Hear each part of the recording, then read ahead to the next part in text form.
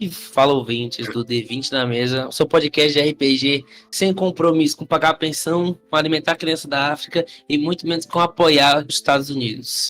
Eu sou seu host, Keno Fili, e hoje nós iremos falar sobre world building. Eu, acompanhado de diversos pensadores da categoria, sendo eles... Salve, meu nome é Vitral e eu rimo com birimbau. Eu sou o Matheus e no meu tempo não tinha nem mundo ainda. Eu sou o Thiago e... Rapaz, eu confesso que alguma coisa me quebrou e eu não sei mais o que falar. Estamos com o nosso convidado especial aí, criador de mundos e destruidor de outros, principalmente se eles forem códigos, Pedro. Opa, eu sou o Pedro e eu não consegui tirar meu PIS no INSS. Insano.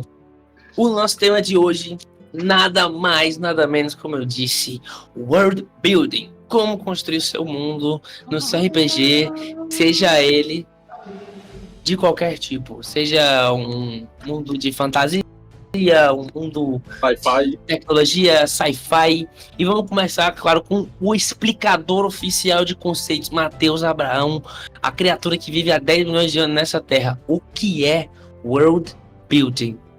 Eu presenciei a criação do mundo, né? Então Sim, ele sabe. Eu sei exatamente do que eu tô falando. Então, o que é o world building? Então, para toda mesa de RPG, seja ela de qualquer sistema que for, ela está inserida em algum contexto, em algum universo. E aí, dependendo da mesa e tal, do contexto que a mesa vai se apresentar, ela tem um mundo, né?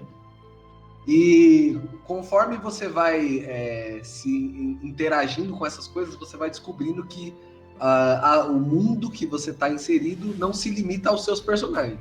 O que é o world building? O world building é você criar esse mundo que os personagens vão estar inseridos nele, sejam as regras desse mundo, seja a própria criação essencial do mundo, desde a origem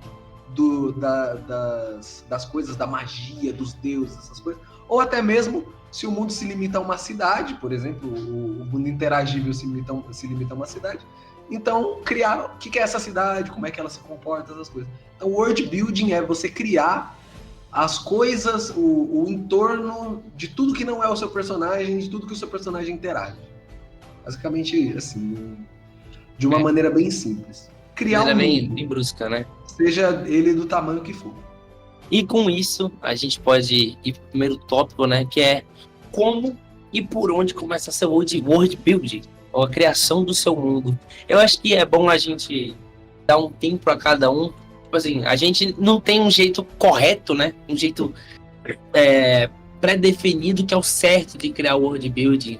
Eu acho que vai bem do que você encontra como o otimizado, né?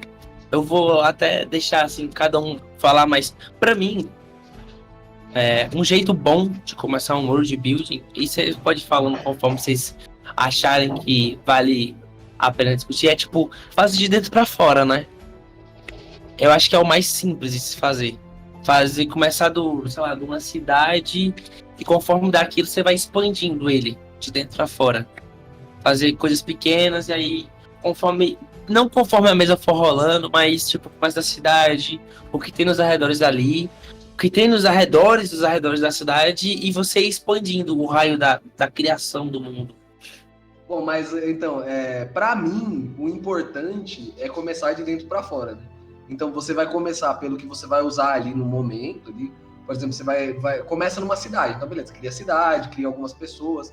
Não precisa criar todo mundo da cidade, você vai criar, por exemplo, o NPC da taverna, que os personagens vão ver. Cara, você vai criando conforme você vê que é necessário. Dos pontos mais importantes, né? Tipo um bibliotecário, se a galera quiser informação, um cara que dá taverna, um ferreiro. Os primeiros lá, os de contato imediato. E aí depois você vai criando essas coisas que são paralelas, por exemplo, mais o fazendeiro, que ninguém vai falar com ele, o clérigo da cidade, um médico, caso a cidade tenha um médico, ou sei lá, por exemplo, o prefeito, essas coisas, vai variar de acordo com o cenário. Mas aí conforme você vai abrindo, aí você vai vendo as necessidades, ou então você mesmo vai criando conforme vai surgindo a ideia, sei lá. Uma coisa importante é a O seu política. prazer, né? Também. A política é um bagulho muito importante que você tem que pensar na hora de você criar o seu mundo, não só o mundo em si, mas como também as cidades. Que, tipo, você tem que pensar na estrutura política, se você vai ser Começar. se vai ser Com feudalismo, se certeza. vai ser monarquia, se vai ser democracia. Se for um cenário de fantasia, provavelmente vai ser monarquia ou feudalismo, né? Mas é importante você pensar como é que essas coisas se comportam no seu mundo para ele poder parecer mais vivo. Por mais que os seus players não explorem isso diretamente, mas eles exploram indiretamente. E você pode criar alguns plotzinhos com base nisso. Até porque, querendo ou não, você vai ter que fazer isso de qualquer jeito, né? Eventualmente você vai ter que fazer. Inevitável. E aí, tipo, é importantíssimo você se preocupar com a política, porque por mais que você fale, eu não gosto de política, não quero falar sobre isso, mas você tem que fazer porque é algo natural das sociedades e é algo natural de todo tipo de mundo que você vê aí em cultura pop, em livro e o caralho a 4. Então pense na política aí, rapaz. Isso é bastante importante, mano. E, assim, eu acho que, pra mim, a gente, provavelmente cada um de nós tem métodos diferentes, né? Eu vou falar que foi o meu, que é... Quando eu fui fazer meu mundo, eu não usei exatamente a cidade, eu usei a temática da campanha que eu queria fazer para construir todas as coisas. Que a temática da campanha era um mundo onde, entre aspas, não tinha nenhum bicho e tudo estava em paz, mas por trás das coisas tinha sim criaturas, tinha sim coisas estranhas acontecendo. Então, eu sempre ia. No mundo que eu criei, todas as cidades tinham um foreshadow, todas tinham uma coisa por baixo, e a partir disso foi que eu fiz. Eu não só peguei exatamente o que estava em volta e fiz só a cidade. Eu sempre tinha tentado deixar um foreshadow. E tudo isso não foi sem a temática da campanha. Eu tive que ter a temática dela, não o cenário, mas a temática. Tipo, o cenário, claro, influencia, já que é medieval 5E, mas a temática da campanha foi crucial para poder fazer todas as coisas. Eu não sei, tipo, o Pedro, né, já que ele não coloca tanto, não mestra tanto RPG de medieval, como que ele faz, né, pra começar esses mundos? Já que geralmente ele fica da onda. Quero caçar uma anedota aí que eu tô atualmente mestrando RPG medieval. Toma! Nossa, refutado. Não, mas geralmente. Geralmente, é o meu primeiro. Ele não tá errado, não, é o meu primeiro. Mas como é que é no geral, Pedro? Fala aí pra nós. Cara, primeira coisa que eu gosto de pensar quando fui criar mundo de qualquer RPG, começando do meu primeiro, que eu não sabia de nada, o que eu gosto de pensar é o primeiro estudo. Eu quero que todo mundo meio que já saiba como o mundo funciona, e eles vão descobrir coisas que nem todo mundo sabe, ou que eles não sabem como o mundo funciona, e aí eles vão descobrindo o mundo em si. O Jujutsu, cara, ele é um mundo que já existe, né? O de Jujutsu, só que aí eu tive que alterar completamente, porque o mundo de Jujutsu, ele funciona quase como uma torre de cartas. Se você tirar uma coisa, você tem que desfazer tudo, porque é tudo muito conectado. E eu não ia brincar naquilo ali, porque a história ainda tá lançando, né? Uhum. Então eu fui... Um disclaimer, né, pros ouvintes, que é tipo assim, o Pedro geralmente mestra uns mundos mais voltados à cultura pop e até alguns de anime. Então, o Pedro já jogou de Cyberpunk, Red, Jujutsu e Naruto. 2 pessoas de Cyberpunk e Red. Era só pra poder deixar bem claro, vai que alguém não entende o que você tá falando, né? Mas pode continuar. Não, é verdade. Mas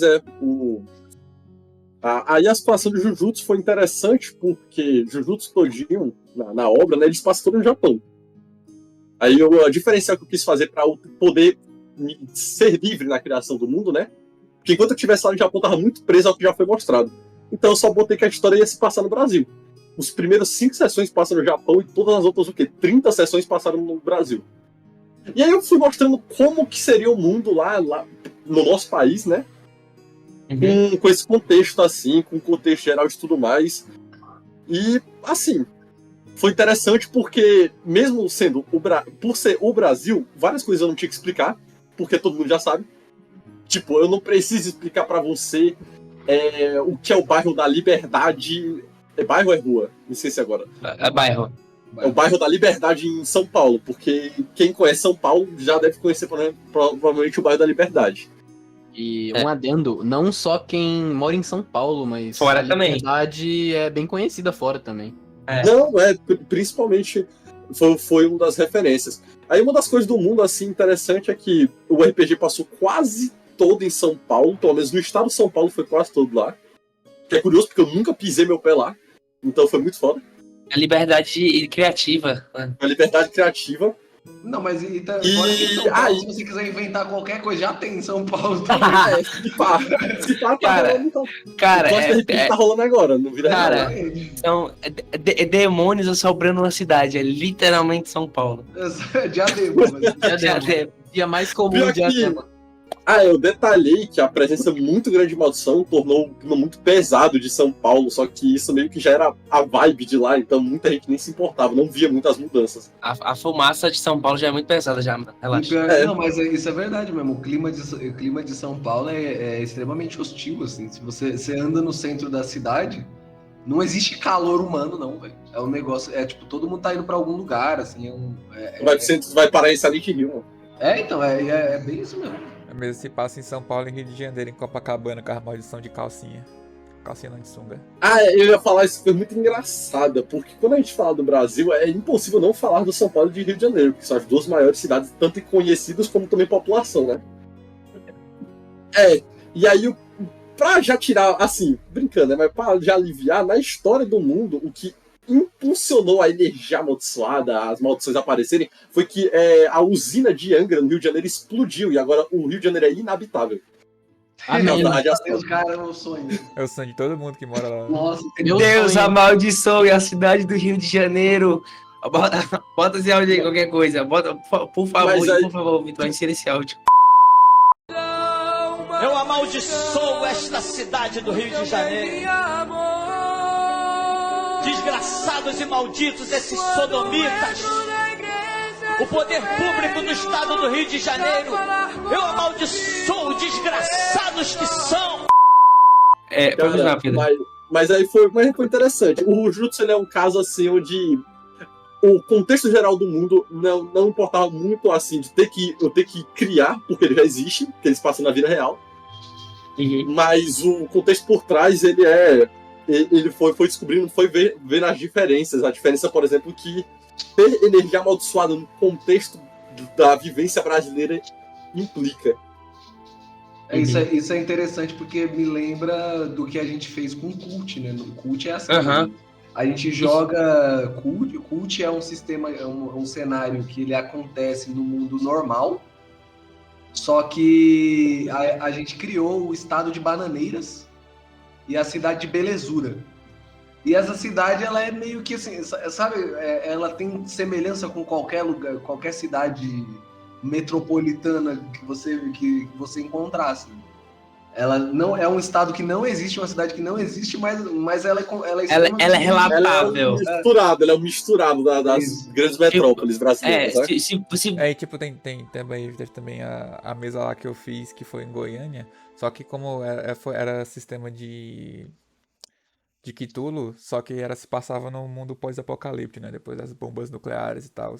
E aí, tipo, por mais que fosse no Brasil, não tinha muitas marcas. Mas isso é interessante, uma opção de world build interessante, porque você deixa de ter que criar coisas muito básicas, porque elas já estão subentendidas. Então, a gente já sabe como funciona. Então, você já... deixa de ter certas perguntas, deixa de ter certos questionamentos. E aí a parte fantasiosa fica muito mais latente, né, dentro do negócio. Fica destacada. Fica destacado, porque é completamente uma virada de chave, assim, é um negócio diferenciado mesmo. O outro lá que eu fiz, o primeiro que eu fiz no Shinobu no Show, o world building dele, eu não gosto do world building do Shinobu no Show, porque eu não fiz ele direito, eu fui fazendo enquanto ia rodando, né? E a outra opção, né? Você fazer um world build de base, só que esse daí cai em outra coisa. Porque o Shinobu no Show se passa, tipo, no passado do mundo de Naruto. Então é outra coisa que você não vai precisar explicar meio um monte de coisa. Por que esse cara aqui, quem é esse cara? Ele, Tobirama, ele é importante? Não, você sabe que a porra do Tobirama é importante. Você conhece Naruto, sabe? Aí já tira essa dúvida. Aí facilita certas coisas, só fui fazendo. O Shinobu no Show não é um bom exemplo, não, mas foi divertido. Eu acho que as vilas próximas, eu lembro que cada vilarejozinho que o pessoal visitava dava uma historiazinha. Aham. Vocês contam como world building? Conta, com certeza. Não. Aí outra coisa também é que, tipo, você Isso. não precisa fazer absolutamente tudo logo no começo, tá ligado? Você nunca vai conseguir pensar em tudo do mundo de uma vez. Isso não existe não, é impossível. Você nunca vai pensar em tudo que precisa. Você nunca vai Então pensar em você tudo que pode precisa. fazer só o básico, o essencial, e aí você vai construindo o resto do mundo conforme você vai jogando. Você pode até pedir ajuda dos seus jogadores. Não, também. e outra coisa que é importante, você não tem que pensar em tudo também. Porque eu acho que uma das coisas que afasta muitas pessoas de mestrar RPG é, muita primeiro, não preparação. querer usar um mundo que já existe. Isso afasta as pessoas. Por exemplo, eu não tenho a paciência que o Pedro tem, por exemplo. Porque o Pedro, para jogar um RPG de Naruto, de Jujutsu, essas coisas, tem que ter um certo nível de paciência com a obra original, né? Sim. Então, assim, eu não tenho esse ânimo, assim, para atacar uma obra original e fazer minhas mudanças ali que eu acho, sem ferir a obra. Porque se você fere a obra, querendo ou não, você tá ferindo as pessoas que estão jogando com você. Porque elas esperam alguma coisa. Se você falou que é uma mesa de Jujutsu, eu já assisti Jujutsu, então eu espero algumas coisas da mesa. Então, o Pedro, ele tem um limite na liberdade dele, ou como ele vai manejar Existe mesmo. Existem coisas que vão ser apresentadas na mesa de Jujutsu, foram coisas que foram apresentadas, aí algumas eu implementava, outras não importavam o fundamento da mesa, porque funciona muito mais no mundo do próprio autor, né, do que no meu.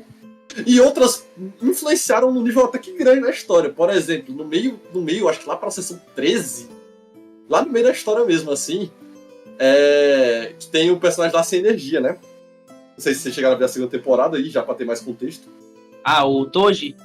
Tem tipo, pronto, o personagem dos players, ele não tinha energia. E antes, assim, o que a gente entende ele é forte pra caralho, ele é rápido pra caralho, ninguém consegue sentir a presença dele. Foda, massa. Aí, quando foi passando o mangá, descobriu que ele também não é pego em expansão de domínio. E ele ganhou um puta buff por causa disso, porque ele não é pego em expansão de domínio. Ele só escolhe não entrar na expansão de domínio e ele sai. Isso foi tipo um buff muito grande, porque uma sessão depois ele caiu no expansão de domínio e ele só escolheu sair. Então, tipo, o foda também de você tá fazendo de uma releitura pra um RPG de uma obra que tá saindo, que pode ser apresentada uma coisa e você acaba mudando tudo, né? Apresenta coisas que não foram completamente apresentadas. Teve muita parte teórica minha. E assim, modéstia à parte, eu acertei certas coisas. Eu fui tipo os Simpsons, assim. Simpsons previ. Os Simpsons da RPG. O pessoal, o pessoal pegou lá que eu fiz certas coisas que depois foram aparecer na história e falaram: fudeu, o Gegaktan vai ter que fazer o Pix pra mim. Pagar ele pelo royalties. Vai ter que pagar pelo o royalties do negócio, cara. Assim. Então, mas que eu já inventei. Eu acho engraçado nesse ponto, porque assim, porque você acaba tendo algumas liberdades para as paradas, mas você não pode, você fica meio que limitado a um certo nível, assim. E até mesmo que se você, por exemplo, supondo que você fez uma suposição para alguma coisa e no futuro ela se mostra mentirosa, é difícil de você desfazer o que você fez, você nem pode, né? Porque é injusto. Eu nem desfaço, a gente segue com o que tem, pai. Então, exatamente, você segue. Aquilo ali foi verdade pra você ali no seu. Aquilo é verdade do meu mundo, ele só é uma diferença do mundo original para o seu. É uma releitura, né? Então, e é importante você deixar claro isso, assim. Porque, por exemplo, o que acontece? Por exemplo, na minha mesa, a gente usa os nomes dos deuses que tem. A maioria dos nomes dos deuses que tem nas nossas mesas são os deuses do Forgotten Realms. Só que se alguém que pega o Forgotten Realms e vai jogar a nossa mesa, que é uma pessoa que conhece o Forgotten Realms, vai questionar as divindades ou os lugares, às vezes. E aí, tipo assim, quando ele entra na minha mesa, eu tô fazendo um desserviço para ele, nesse sentido. Porque essa pessoa, ela tinha uma expectativa, eu tô quebrando essa expectativa dele. Sim. Só que ao mesmo tempo, o meu sistema, o meu cenário, ele já tá criado. Então essa pessoa não tem direito de mudar. Então ele não funciona com Forgotten Realms, não é uma coisa adaptável. Então é um problema que eu acho que é difícil de manobrar às vezes assim. Eu não sei como é que é para você que joga com um negócio assim, que, por exemplo, no caso de alguém que já conhece o negócio, ele pegar e ver uma coisa diferente no seu. O do Jujutsu não foi muito problema, porque Porque na época que eu comecei a hypar a ideia de começar a ajeitar o sistema do RPG, né? Porque nem isso tinha. Quando eu comecei a ajeitar assim, eu já tava meio que na pira, eu já tava muito ligado em Jujutsu, e a minha ideia era realmente manter fiel muito que tem lá. Eu escolhi o pessoal aliadeiro, não entrou ninguém ali no meio do RPG. Não teve ninguém que entrou no meio do RPG. Começou com 4 players, terminou com 4 players. E aí acabou que não tinha muito como isso acontecer, porque não precisava ninguém me cobrar pra ser fiel a uma coisa que tá na história do outro. Porque todo mundo já tinha consciência que se tivesse uma diferença, ou era porque a história divergiu, a história original divergiu do que já tinha sido acontecido no meu, né? Ou porque a história é minha, no final das contas. O pessoal já tinha meio que a consciência de que o mundo ali não é o mesmo. Várias coisas... Por mais que você esteja fazendo no universo que já existe, a história não é a mesma coisa. Você não vai viver a história do Isso. mangá, é um negócio original. Então, eu acho isso é uma coisa que é importante para quem quer começar, entender que, no fim das contas, a história é sua. E eu acho que do seu grupo. Assim. aquela parada do livro de só um guia, nada que é uma coisa para ser feita, isso também se aplica ao world building, com certeza. Com certeza, porque assim, você Eu levo isso muito em consideração. Tem várias vezes que eu acho que eu faço uma coisa que o livro não deixaria eu fazer, mas funciona. E no fim das contas é aquele ponto que a gente sempre bate, que no final das contas é pra gente se divertir. Sim. Isso, Então, principalmente. Ninguém vai ser escritor, ninguém é o autor da obra original e tal. Até porque, por experiência própria, eu digo que jogar um RPG onde a pessoa quer contar a história dela e não a história dos jogadores no mundo dele, não é muito legal, não. Não é muito massa, não. Então, e aí que é o ponto que eu queria chegar, que é assim, às vezes o world building eu acho que é uma das coisas que mais afasta as pessoas a mestrar RPG. Eu acho que as regras e os conceitos que o mestre tem que abordar, eles são uma barreira de entrada, porque às vezes tem muita gente que não tá afim de pegar para mestrar mesmo, porque mestrar RPG é uma coisa diferente de jogar RPG, e são coisas que se completam, mas assim, são pontos de vista completamente divergentes. Uhum. Mas assim, esses conceitos que o mestre tem que abordar, por exemplo, ele tem que ser meio que, entre aspas, o dono das regras da mesa, essas paradas, isso é uma barreira de entrada, mas ela é facilmente superada. Sim. Agora, o world building, eu acho que é o que afasta as pessoas de verdade, assim. A ideia de você ter que dominar um mundo, que você tem que ter todas as respostas, que assim, é que nem eu falo, não tem. Não tem. Mas eu acho que é isso que deixa as pessoas com medo de mestrar, sabe? Uhum. Foda é que, tipo assim, eu acho que também um pouco do medo... Acho que um pouco do medo não, né? Mas um certo repúdio da parte do pessoal pra dar uma mestrada, rola daquele bagulho de, vou fazer isso aqui, se a galera não quiser ver, eu vou perder. Meio que sim, meio que não, né? Porque nada impede você usar de novo depois, reutilizar a ideia, reciclar ela em um outro momento, sabe? Você meio que nunca vai perder uma ideia. O pessoal não viu agora, construir isso no mundo e não viram, foi ponto. Cara, guarda, recicla a ideia em um outro momento que não vai se perder. Não vai falar também que você não pode querer capar os seus jogadores dessa forma, tá ligado? Eles vão querer explorar de todo jeito. Então, tipo, não tem como você fazer... Não tem como tudo que você fazer ser explorado do mesmo jeito, tá ligado? Vai ter algumas coisas que eles vão se interessar mais do que outras, e aí eles vão seguir certa coisa e tudo bem, tá ligado? Você não precisa fazer tudo ao limite. Isso não existe. Até porque pro jogador é muito mais divertido ele ter uma ideia que... Caraca, não sei. Ele viu uma carta vermelha no beco, né? Uhum. Carta vermelha, tu falou só porque ele pediu pra rodar um teste, nem pensou em nada dessa carta. Ela tá lá, mas ele queria ver alguma coisa lá, ele viu, né?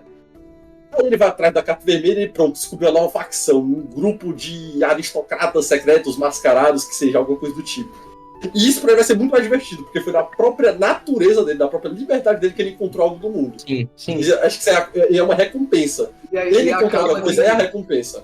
E acaba que é uma construção nova que deixa o mundo mais vivo. Mano, exatamente. Deixa o mundo mais vivo. É exatamente o que eu ia falar. Cara, nada que um jogador fizer que saia do seu controle. Quer dizer, tem coisas que sim, mas nada que ele fizer que mude o negócio não há nada que você não possa aproveitar. Não há nada que você não possa pegar e fazer uma coisa nova e desenvolver. E, tipo, criar uma coisa que o pessoal vai falar, nossa, mano, esse mestre tem planeja demais, mas você tirou tudo do cu. Sabe? Não... E outra, e também, quando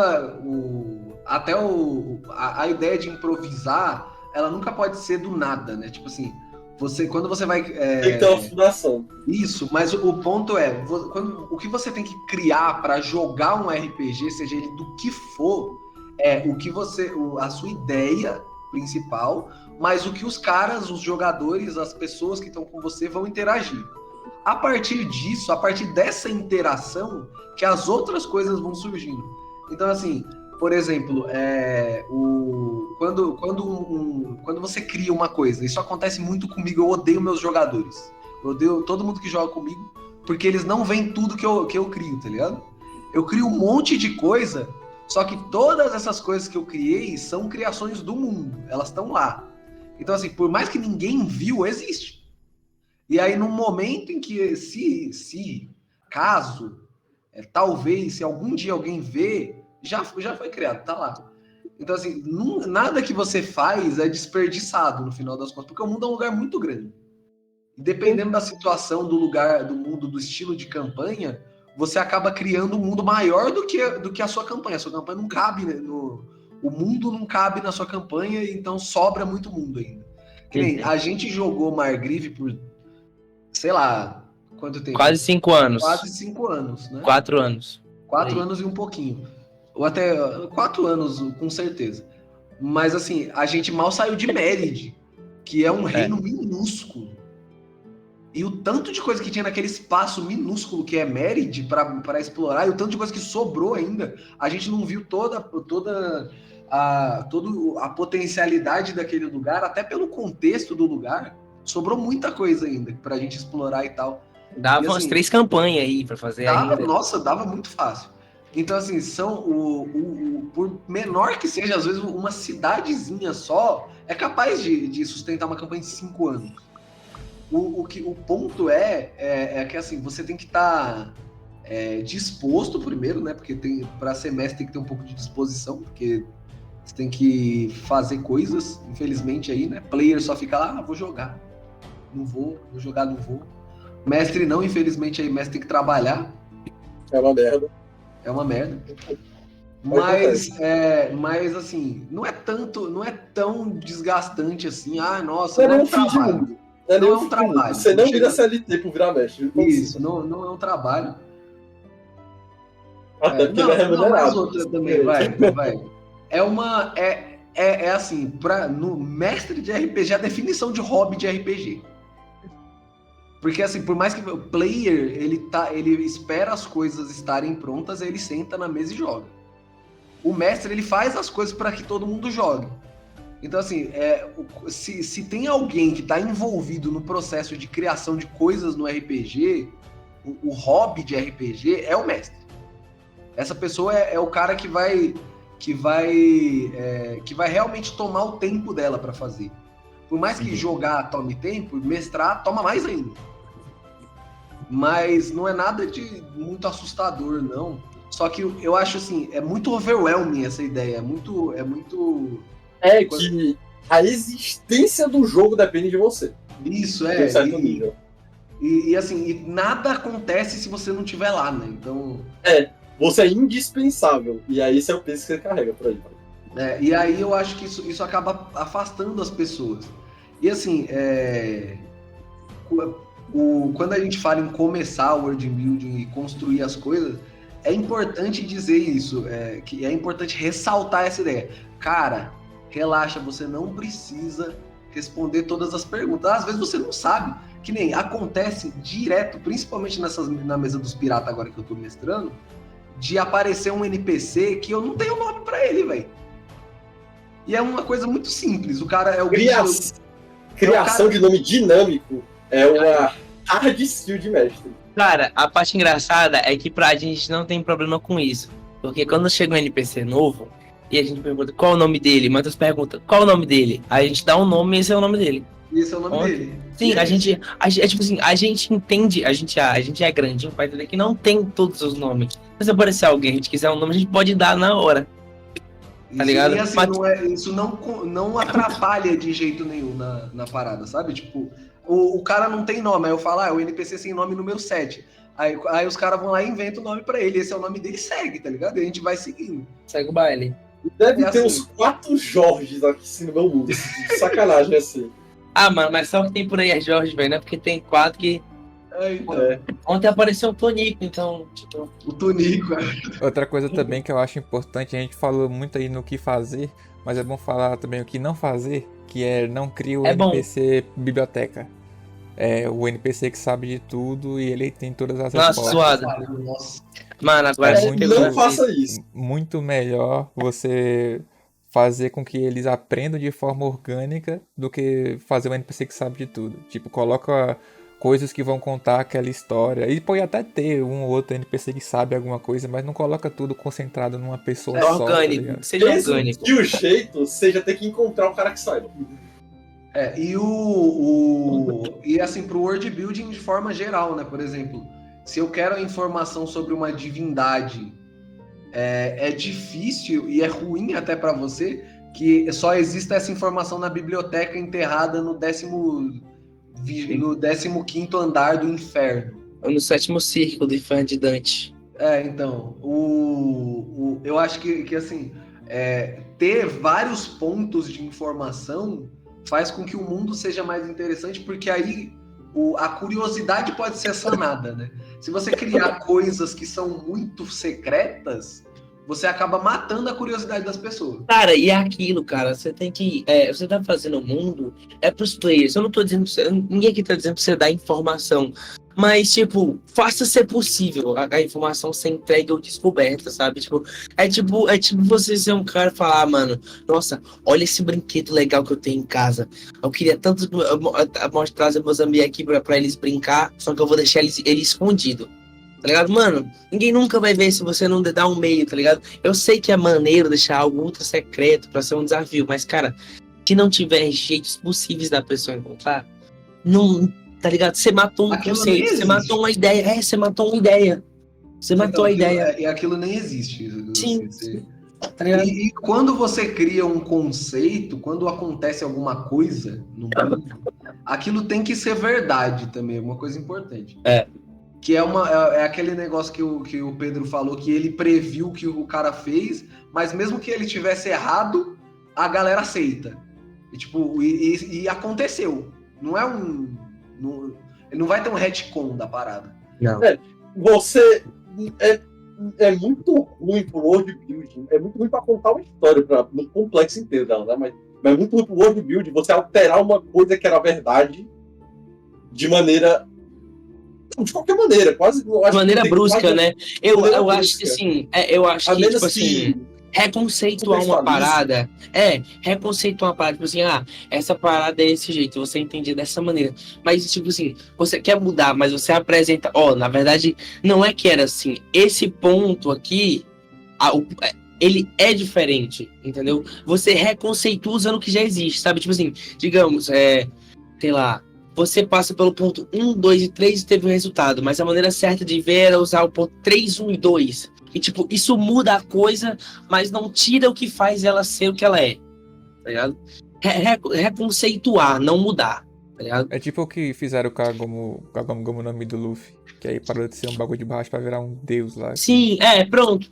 Basicamente isso. É um bom exemplo, tá ligado? Você não mudou o que a coisa é. É um negócio, é um poder de borracha. Mas o conceito é outro. É a mesma coisa, mas o ponto de vista você tem que ver aquilo é diferente. Eu acho que esse é o jeito de mudar uma coisa. Tipo, nunca que você vai conseguir mudar demais, mas você pelo menos pode dar uma alterada só pra não ficar incoerente, sabe? Tá ligado? Dá um O novo cara motivo. defendeu o meu ataque indefensável. Aí você descobre 10 sessões depois que ele tinha um amuleto que permitia ele. Ele tinha já um amuleto. Especificamente esse amuleto. Tudo Esse bem. amuleto. É tipo, isso é um bagulho que você vê muito naquelas histórias do Crit Crab, tá ligado? A história de Reddit, que é os mestres que ficam roubando inventando coisa que não tinha antes ou fica quebrando regra estabelecida pra ganhar dos É meio players. troll tá mesmo. ligado? Todo mundo, inclusive você, como mestre, no caso, tem que ter apreço pela coerência. Sim. Então, se uma coisa aconteceu, se você daqui 5 sessões ou daqui 10 anos, sei lá, se alguém lembra disso porque foi marcante, e você falar que não aconteceu você invalidar aquela coisa, você tá estragando a experiência das pessoas, porque aquilo foi uma história que aconteceu. Uhum. Você não pode simplesmente negar a existência daquilo. Então, assim, é uma coisa complicada, porque, assim, você não é obrigado a lembrar de tudo. Você mestre, no caso. Os players, eles são obrigados a anotar. E nem sempre anota, né? Player... O player, ele não é obrigado a nada, mas se ele não se lembra, ele vai ter uns problemas, assim, em certos momentos. O bagulho que eu gosto de fazer é aquilo, tipo, se você não anota, o seu personagem esquece, tá ligado? Da mesma forma que você, como pessoa, pode esquecer, o seu personagem também pode. Exatamente. Tá ligado? É. Daí, se você esqueceu de algo importante, esqueceu, velho. Acontece. Esqueceu. E é isso. Se você não sabe, mano, não é que tudo que o seu personagem, que você sabe, o seu personagem sabe. Ou não é que tudo que você lembra, o seu personagem lembra. Mas se for um acontecimento da mesa e o seu personagem esqueceu... Você ainda pode querer fazer, Foda-se. rola um story aí pra ver se você lembra, se você estiver muito benevolente, tá ligado? Mas tem que incentivar Exatamente. sempre o cara a escrever. Então, o que acontece. só que eu acho importante manter a coerência. Então, tem coisas que não podem mudar. Então, assim, se o ataque era indefensável, se o cara defendeu, tem que ter um motivo. Sim. Tem Ele tem que ser bom. Tem que ser... Esse é um Tem que ter motivo um bom. motivo bom, Ele é a única pessoa do mundo inteiro que consegue defender essa porra. E você deu uma azar de contra ele. Não, ele era indefensável porque toda regra tem uma exceção. Aí ele era exceção. Pronto. E é isso. Tá Mas ótimo. o ataque vai continuar sendo indefensável. Com A certeza. menos que seja Esse cara. É. Então, assim, a coerência, eu acho que é uma das coisas que mais mantém o seu world building nas linhas, assim, Nas rédeas. trilhos. Eu gosto de pensar muito no world building nesse quesito de coerência, que você lá pra frente você consiga conectar coisas que já aconteceram com o que tá acontecendo agora e perceber que faz tudo sentido. Sim, Faz tudo sentido. E isso dá até um frio na barriga, às vezes, assim, dá um negócio na espinha, assim, quando você começa a fazer as ligações, tá ligado? E aí você fala, caralho, pode Acho crer que a coisa tudo mais isso difícil chegou, pra fazer. tudo isso daqui. Cara, na mesa que vocês não terminaram, né? Cara, o plot que estava feito, cara, foi muito maneiro que eu tinha conseguido fazer, tá? Tipo, tudo que vocês teriam feito lá, cara, tudo tinha bonitinho, tava tudo interligado. Não, tipo, de um jeito que eu pensei, mas que quando você tá fazendo essa parada, as coisas parecem que vão clicando, tá ligado? Cara, As coisas você vai fazer, o as final coisas dos clica. Margrive, velho. O final dos Margrive, eu tinha todo um plano, e aí, dentro da lógica interna da parada, o personagem do Vitral inverteu meu plano inteiro. A gente não precisou, tipo, inventar a roda de novo e nem desfazer nada do que já existia. A gente meio que foi pegando os conceitos que já tinha lá dentro, e aí ele foi aproveitando essas paradas e, tipo, e tendo ideias e fazendo o negócio funcionar. Sim. E é muito legal como essas coisas se desenvolvem. Sim. É uma merda quando você fica preso a tudo você decide. Então, assim, às vezes os players, eles são até mais apegados à coerência da coisa do que você, né? Sim. Então, do ponto de vista do mestre, eu acho que é legal até para o pós-mesa. Porque, assim, por exemplo, no caso dos Margrife, por exemplo, que é a única mesa que a gente acabou, é legal de você pensar, porque como você conhece o mundo, como você sabe como o mundo funciona, como você sabe como os personagens são, você consegue pensar o que eles estão fazendo depois, porque você conhece toda a maquinação daquele negócio. E aí você consegue pensar 10, 15, 20 anos depois, no futuro, como é que as coisas estão, o que pode ter mudado, porque existe uma coerência que foi construída ali. Isso é o poder de um world building, sabe? Você criar um mundo que está além do seu controle. Ele existe sem a sua necessidade. Sem a necessidade de você decidir. E aí, tipo, foi uma coisa que quando eu fiz o negócio no final dos Margrives, né, eu não sabia que ia dar certo. Como eu falei antes, eu tinha ido pra aquela mesa pensando que ia dar tudo errado, tá ligado? Mas aí acabou que a ideia que eu tive deu certo. E meio que a gente atingiu o happy ending, né, velho? E aí, no fim das contas, deu tudo certo. Podia ter dado tudo errado, mas a gente conseguiu alterar toda a história e fez um final muito maneiro, apesar de não ter sido o final que o Matheus tinha planejado, ou até mesmo o final Ainda- que eu tinha pensado que ia E acontecer. mais ainda, assim, eu tinha esse plano, tá ligado? Ele já tava lá, eu tinha tudo pronto, assim, toda uma ideia construída ao longo dessa mesa que foi longa e tal. Aí vocês vão lá e desfazem o meu plano, cara. Tipo, levei 5 anos construindo o plano, os caras vão lá e jogam o meu plano no lixo, tá ligado?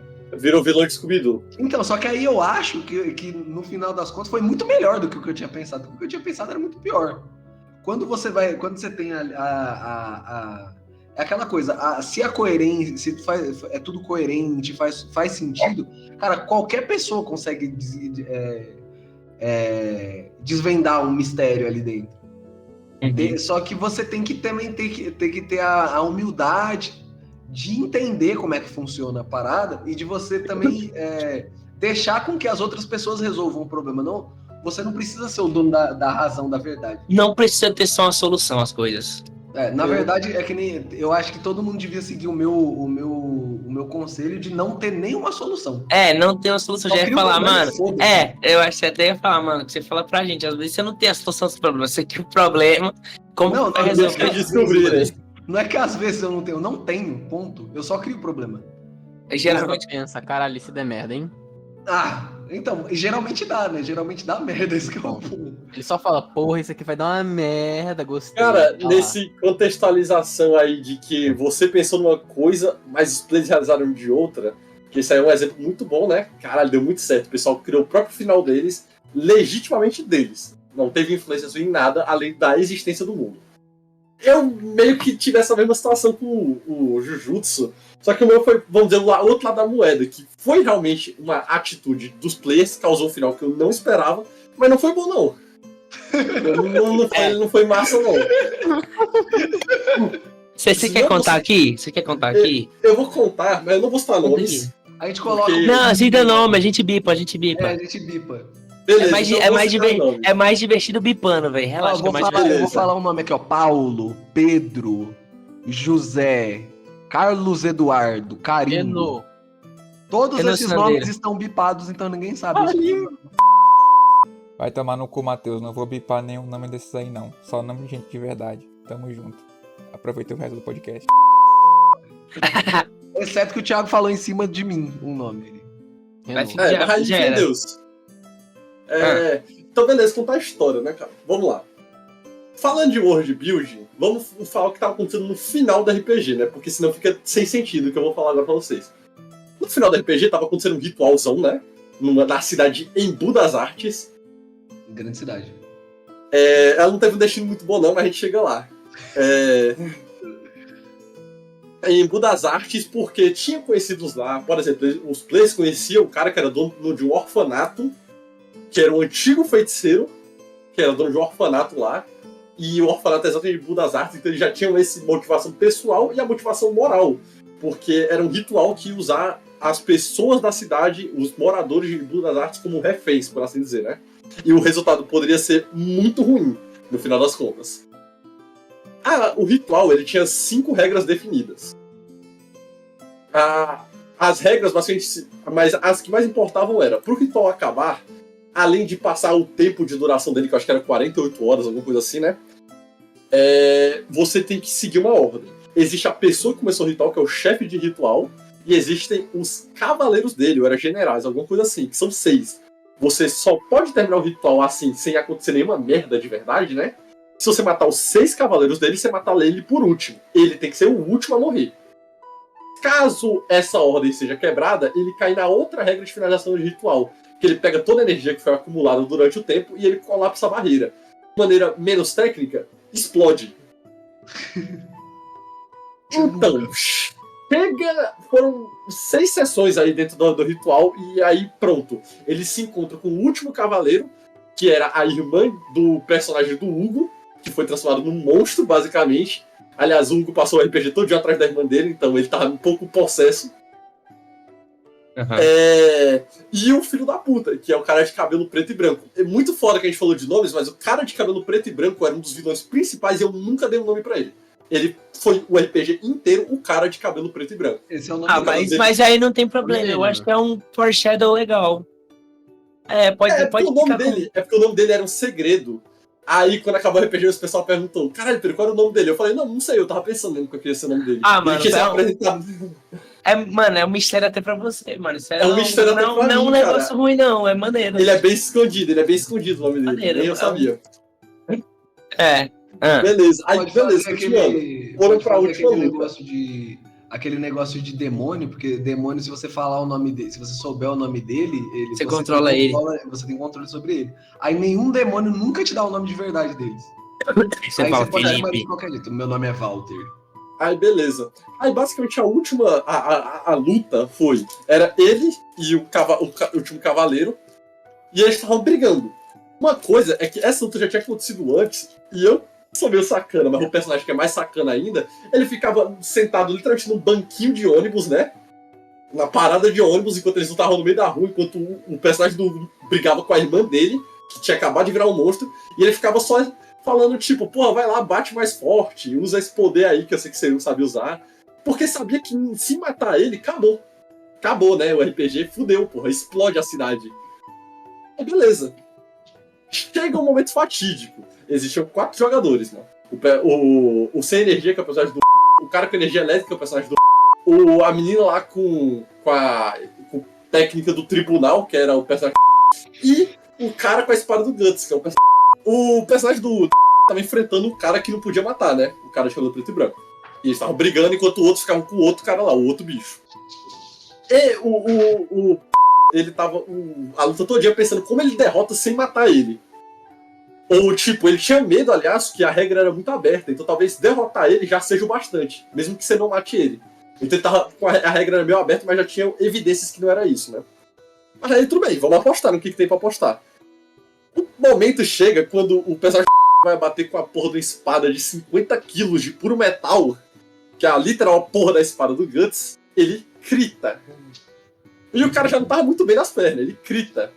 E se vocês viram já o Jujutsu, vocês sabem que tem o Kokusen, né? O fulgor negro lá. Aí, na mecânica, eu falava que uma vez por cena, se você critasse, você podia escolher dar um Kokusen. Aí eu perguntei, JP, já sabendo que o que ele tinha feito já era uma merda enorme, JP, tu quer dar um Kokusen? E ele falou, claro! E foi assim que ele apertou o botão mais óbvio da história, de aperte pra explodir a cidade. E explodiu a cidade inteira de Embu das Artes, contando com basicamente quase todos os NPCs do RPG que estavam no meio da operação. E só eles sobreviveram, porque numa última tentativa eles foram jogados pra fora da barreira. Mas assim, Embu das Artes inteira morreu. Agora imagine, tipo, 30 sessões de RPG e, tipo, 80% dos NPCs que você conheceu morreram nessa brincadeira aí. Num ataque só. Ou seja, simplesmente o maior KD dos RPGs. O rapaz, ele fez o World Build reverso. Ele fez o World Destroy. Ele destruiu todos os NPC, toda a cidade. Caralho, mano. Cara, aí eu falei, pô, ó, eu não vou desistir do RPG. Tem como prosseguir? Tem. É muito da história a partir de agora, né? Mas e aí? Aí, tipo, 3 dos 4 deles falaram, não, beleza, pra mim já deu aqui. E foi assim que o RPG acabou. O primeiro RPG com Bad Ending. Teve o Bad Ending. Ele fez o Word Unbuilding. Ele falou assim, bom, eu gostei muito dessa cidade que você construiu. E se você tiver que construir outra aí, hein? Bora? Cara, eu gostei muito de ter vindo essa cidade. Eu tenho certeza que a próxima vai ser melhor ainda. Vai explodir. Cara, isso foi muito insano, pô. Assim, num ponto de vista, após acontecer aquela história que foi trágica no momento, teve muita gente com raiva, porque, afinal de contas, mais de 30 sessões que não resultou em nada construtivo. Acabou resultando na desconstrução das coisas.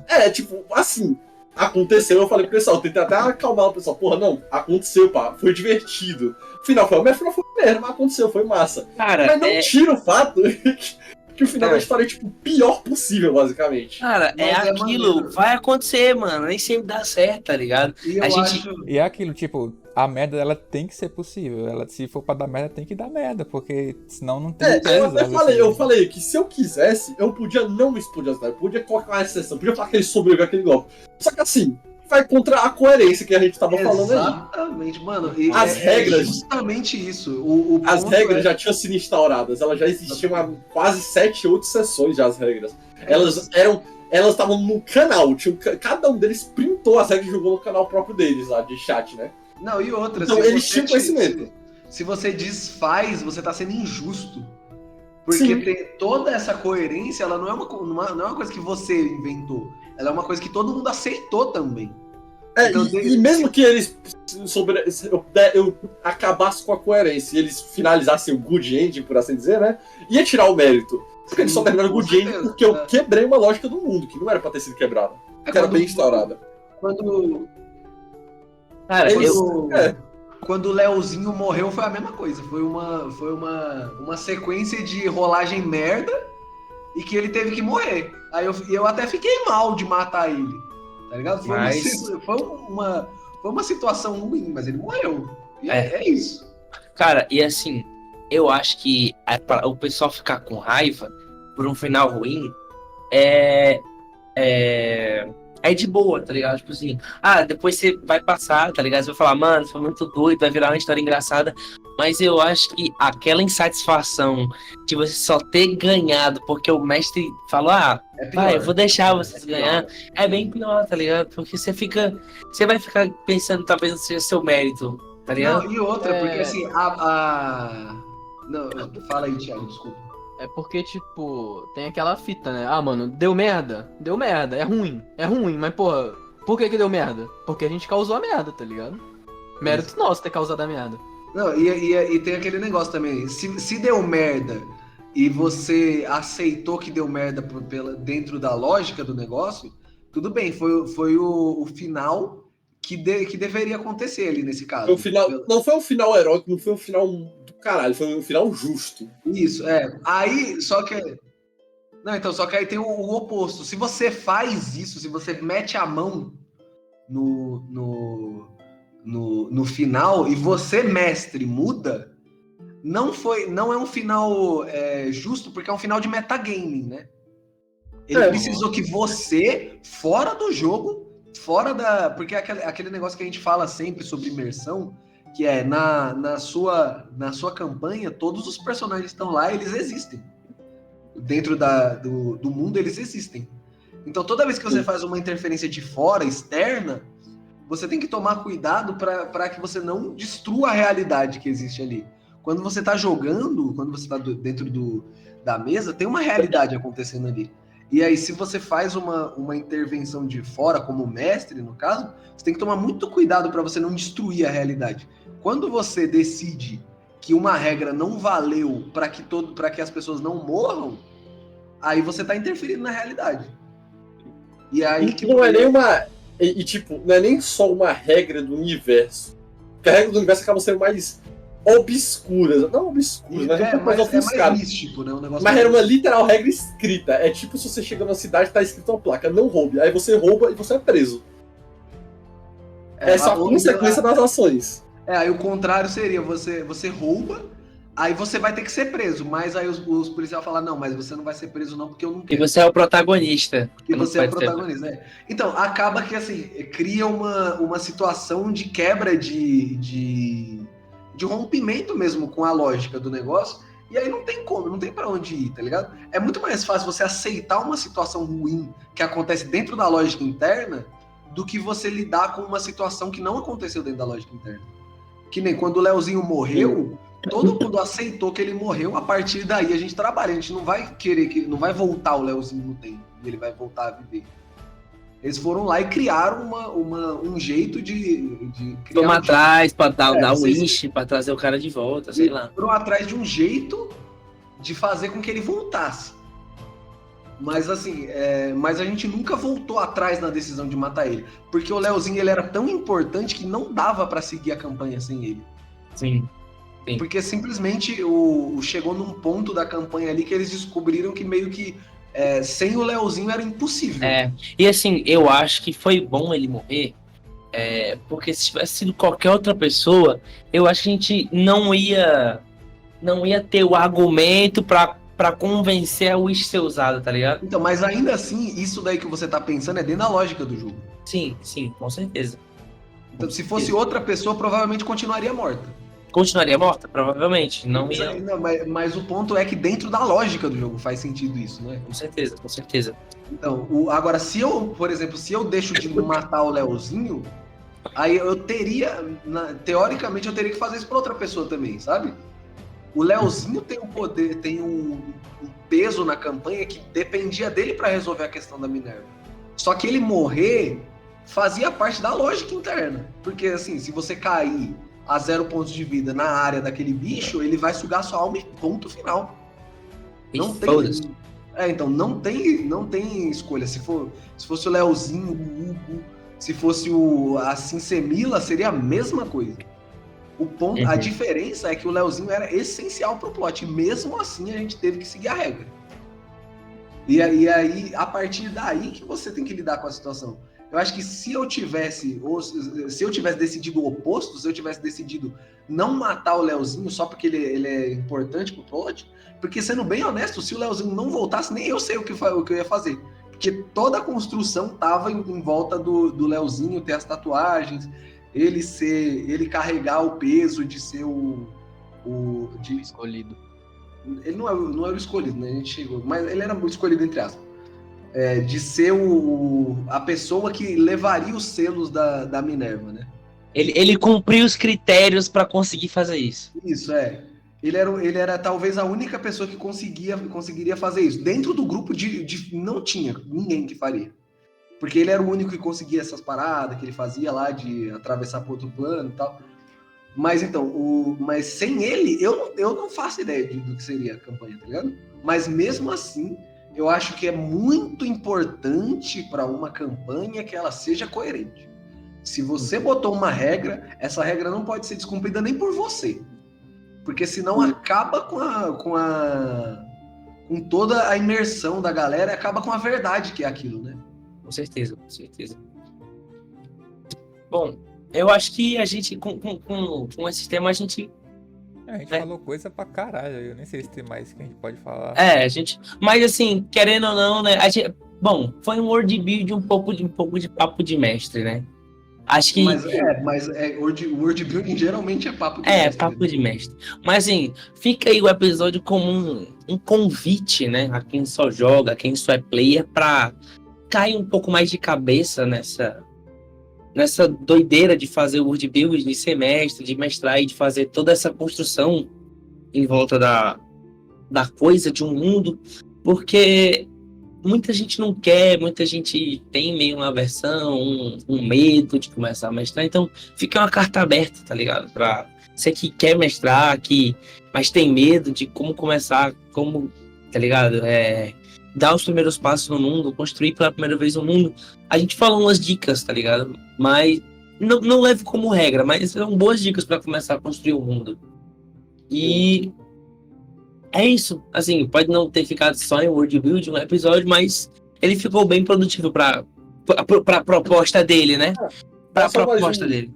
Uma recomendação aí, no último RPG que eu tava fazendo aqui, quando eu fui fazer o world building, eu decidi testar uma ferramenta e eu achei ela muito boa, que é o World Anvil. O World Anvil é muito bom, mano. É muito bom hoje. O World Anvil é bom, só que ninguém quer ler essa porra, né? A gente tem feito hoje o World Anvil lá e tem o Kanka, só que ninguém nunca quer ler. Tá lá, mas ninguém lê. Então, a gente tá incluso nisso. A gente tinha um World Anvil, a gente tem um Kanka da campanha. O Kanka eu leio, hein? Só pra deixar o Kanka eu leio, hein? Só que faz tempo que a gente não atualiza o Kanka. Mas o Kanka tá desatualizado, inclusive. Depois tem o World Anvil eu deixei de lado. Acho que eu vou se for continuar usando, eu uso o Kanka. O Kanka é muito legal. Porque o Kanka é mais legal. Não conheci o Kanka, depois vou dar uma olhada. Kanka.io, bota aí, mano. É mó legal. Maravilhoso. O que é bom que fica todos os bonecos lá bonitinhos, dá pra você escrever a história de todo mundo bem organizados. Eles ficam lá separados por ordem alfabética, você colocar a historinha deles, Tem ligações, a ordem de Gangue da Caveirinha também, quem já foi de caixa, quem não foi. quem já morreu, tá ligado? Então, tipo, Tem mais algum tópico pra gente falar aí? Já que você tá. próximo tópico? Não, o próximo tópico aqui, né, seria os world building em cenários diferentes, mas acho que a gente até já abordou isso, né? Já até... É aquela coisa, o que vai fazer você escolher um cenário, essas coisas, é o que você quer fazer no final das contas. E cada cenário... o sistema também, o sistema influencia bastante, mas assim, cada cenário vai ter capacidade de world building diferente, que nem como o Pedro falou, que ele usou, por exemplo, o Brasil como cenário. Então, dentro do Brasil, você tem coisas que você não precisa explicar no Brasil, porque eu moro aqui no Brasil, eu sei como é que funciona. Se fosse mais específico, em Diadema especificamente, eu sei onde é a Avenida Alda, por exemplo. Então, daqui até a Avenida Alda eu sei chegar. Então, para mim, tem coisas que eu não preciso saber. Agora, quando você vai usar um sistema, um cenário de fantasia, essas coisas, aí outras coisas vão ser respondidas e tal. Mas, de verdade, é bem menos assustador do que parece. Assim. São coisas que vêm naturalmente, assim, às vezes você tem uma ideia na hora. Quando a pessoa faz a pergunta, você nunca pensou naquilo, mas você consegue responder e aquilo encaixa e tal. Então, dependendo do cenário, você tem desafios de world building diferentes, né? Com certeza.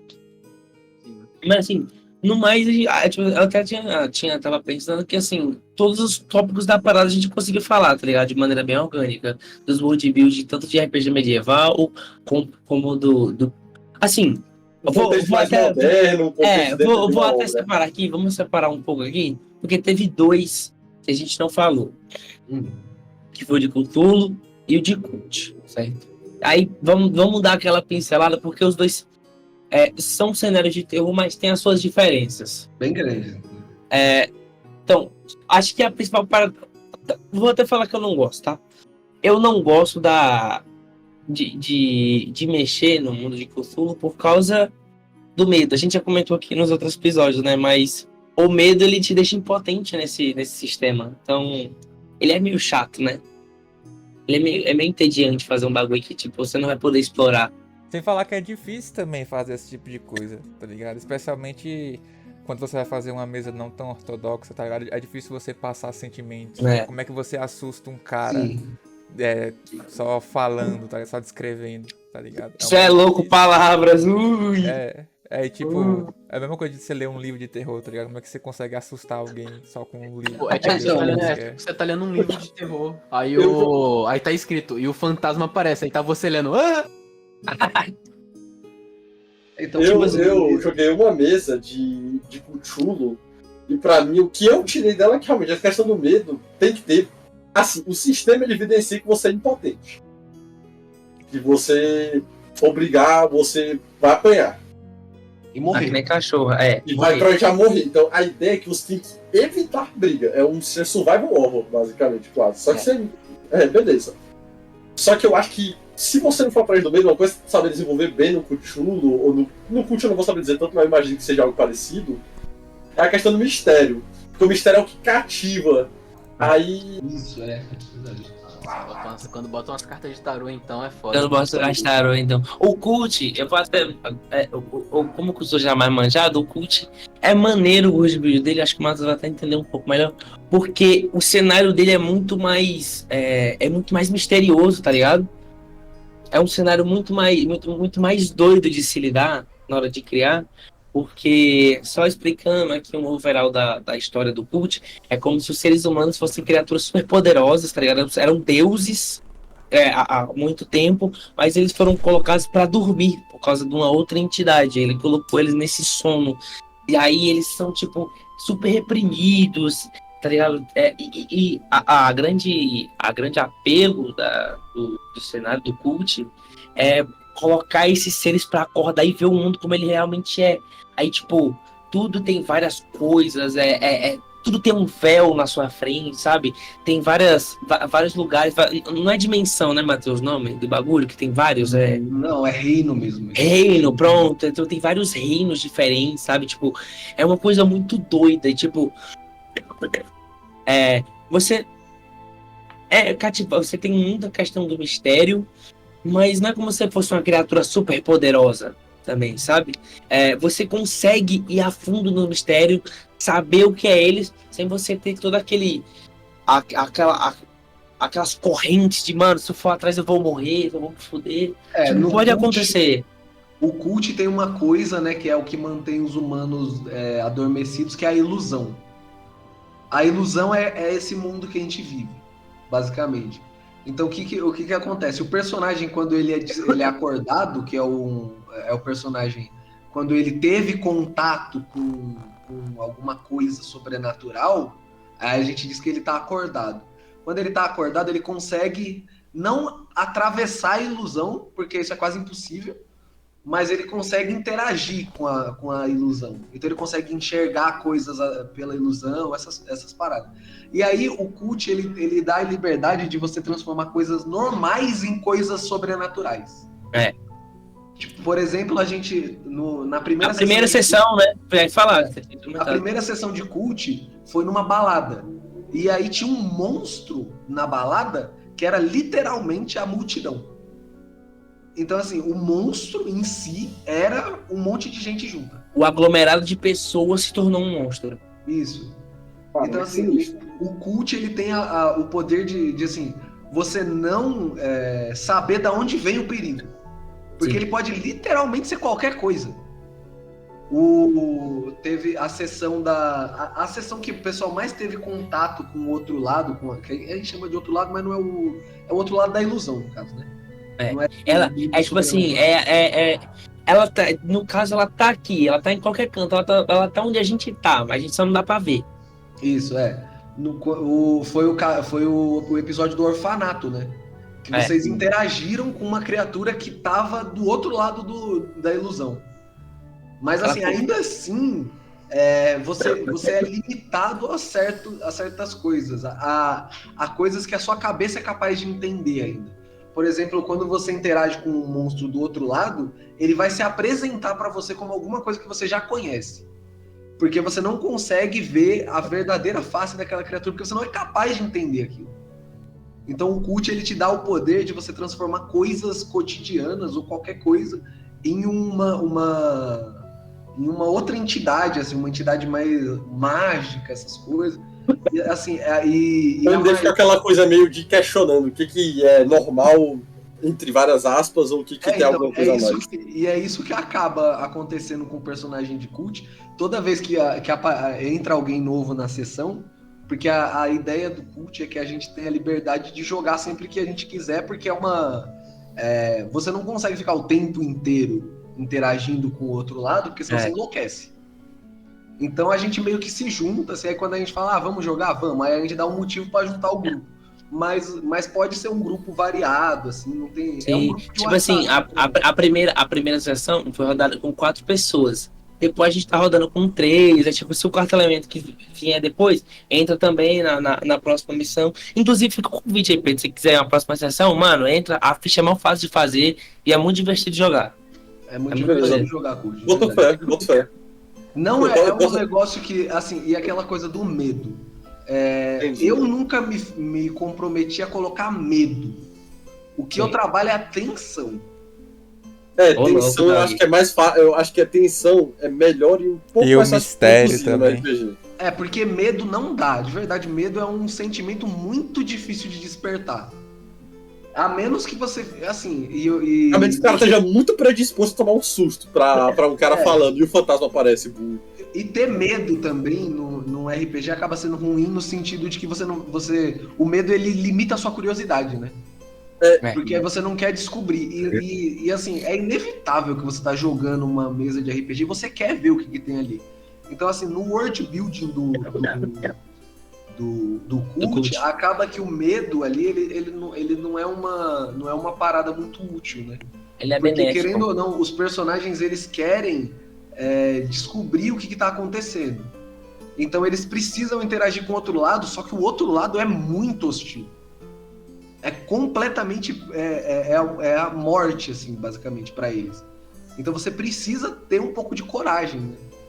E aí eu mesmo não consigo muito despertar o medo. O que eu fico fazendo é mexer na tensão e às vezes criar um mistério ali, que nem o assassino do tarô. É uma parada que eu nunca mais vou fazer, mas foi legal pra Mano, caralho. foi muito maneiro, mano. Sério mesmo, eu Muito zica. fiquei impressionado. Você foi muito mandando bem pra caralho, assim, o tarô. Fiquei impressionante. Todo mundo tonque demais na sessão. A sessão foi brainstorm da porra. Só os pensadores contemporâneos. Mas foi E fazer um mistério é 1000 vezes mais difícil do que fazer qualquer outra coisa com RPG, assim. Sem sombra de É dúvidas. muito difícil mesmo fazer um É mistério. difícil porque você tem que tomar cuidado com o que você tá entregando o tempo inteiro, né? Tipo, você não pode, porque o mistério ele tem que ser resolvido. Todo mistério precisa ser resolvido. Só não pode ser fácil, né? E Mas uma coisa extremamente importante, não deixar o mistério que ser resolvido com rolagem de dado. Porque senão Nossa, não tem porque como. senão não tem como depender de rolagem de dado para resolver o mistério. É. Você, a menos que assim, que seja uma pista que ficou faltando para fechar completamente o negócio. Mas que nem na sessão do tarô, eu acho que todas as cartas de tarô que interagiram, que tinham alguma importância, vocês encontraram e vocês conseguiram juntar todas as peças. Eu não precisei ficar inventando motivo para vocês ir atrás de alguma coisa que já tinham visto. Mas o ponto do mistério é tomar o cuidado para qual informação você vai entregar e como que essa informação se relaciona com o mistério em si. Porque se você entregar uma informação e você entregar demais, você deixa o mistério de lado e ele passa, ele não é mais importante, ele deixa de ser misterioso, né? Só que se você não entregar nada, é frustrante porque você não sai do lugar. Então tem que ser alguma coisa, você tem que sentir importância, mas ao mesmo tempo ele não pode resolver o mistério sozinho, ele precisa fazer parte de um conjunto, né? A gente termina acho que toda a questão de abordar um world building, até abordamos um pouco também como fazer um certo começo, né? Com essa parada até você falou também de construir uma missão. E é isso. Ficamos por isso hoje. Foi um papo não só focado em world building, mas bem dicas de mestre, né? Mestres Dicks. Master Dix. Master Dicks. Master Dicks. Master Dicks. E é isso. A gente fica por aqui na nossa conversa. De novo, aí embaixo vai ter rede social de todo mundo, menos do convidado, a não sei que ele queira. Eu vou já deixar aí qualquer coisa do convidado que ele queira. Solo profile. Twitch do Vitral, Twitch do Thiago, Instagram do Thiago, do Vitral, e o meu, mas não do Matheus, que ele é velho, mas você já sabe. Alguém quer dar recado final? Bom, Nada eu mais posso justo que o Pedro dar recado final, né, convidado? Dá o recado final. Eu fiquei devendo dar uns salves. Dá o recado final e salve aí, pode terminar. Não, salve, Ok, então primeiro de tudo, salves aqui. Salve pra Goiânia, salve pra o Shopping Flamboyant e salve pro Fluminense. É isso. E o meu recado final é... Ah. O meu recado final de Salve. verdade... Eita, Salve fala pro aí. bairro de Itaíbibi em São Paulo aí, obrigado. Que esse pessoal é pesado, E eu Mas queria dar o recado final que é mestre em RPG, pelo amor de Deus, eu quero jogar a mesa, porque o Vitral não joga a porra da mesa dele. Não é eu que não quero, Assina né? embaixo, Mas aí você já sabe. Assina embaixo, eu não quero mais falar mais nada, não. Esse aí, o que o Matheus falou é a mais pura verdade. Eu só concordo com tudo que ele fala. De maneira imparcial. Incondicional. Incondicional. Ele falou, tá assinando embaixo. Por aí. Eu também. E se mestrar, manda aí as experiências pra nós, conta pra nós aí como é que foi. Comenta! Comentem nos comentários, não em outros lugares. Quer dizer, vocês podem comentar em outros lugares, mas deixa nos comentários, porque é legal aí. Eu gosto de ler. Evita Engajamento. comentar demais na minha DM. Não enche o saco do Thiago, exceto se for necessário. Encham o meu sempre. saco, porque eu que edito Então, Vai atrás do Vitral também, porque ele é Ele um é vagabundo Inclusive, eu desgraçado. vou até falar alguns nomes aqui pro Vitral ter que colocar um bip, que provavelmente ele não vai colocar, porque ele vai falar, ai, nossa, mas eu sou tão... Aí ele vai Eu vou falar- colocar. eu só corto tudo que você falou agora e acaba o podcast. Então, eu vou falar nomes aqui, José, Paulo, Carlinhos, Antônio, Marcos Antônio... David Grohl. Realmente, Matheus, nomes muito bons. Parabéns pelos nomes também. Mas aí tu tá ligado que, tipo, esses nomes não são de ninguém. Eu posso só deixar eles, né? Não são Não de pode. ninguém. Você Posso. tem que... Ezra Alguém Miller. se chama, alguém tem esses nomes aí. Não, então beleza. Ezra Não. Miller. José Matheus. Walt Disney, Walt Disney. Walt Disney, Paulo alguma coisa, Vin Diesel, e é isso. É isso. Então é isso. Juscelino Kubitschek. Acabou. Fudeu. Santos Dumont, tá bom. Aos nossos patrocinadores aí do episódio de hoje, Chico Sainz, grande Caralho. amante dos caranguejos, a Capivara Filó Espero que esteja bem. Espero que esteja bem. e aquela marca de água mineral Minalba. É isso. Patrocinou, tá? Eu amaldiçoo esta cidade do Rio de Janeiro. Bom, Desgraçados e malditos esses sodomitas. O poder público do estado do Rio de Janeiro. Eu amaldiçoo desgraçados que são. Sistema judiciário, maldito esteja.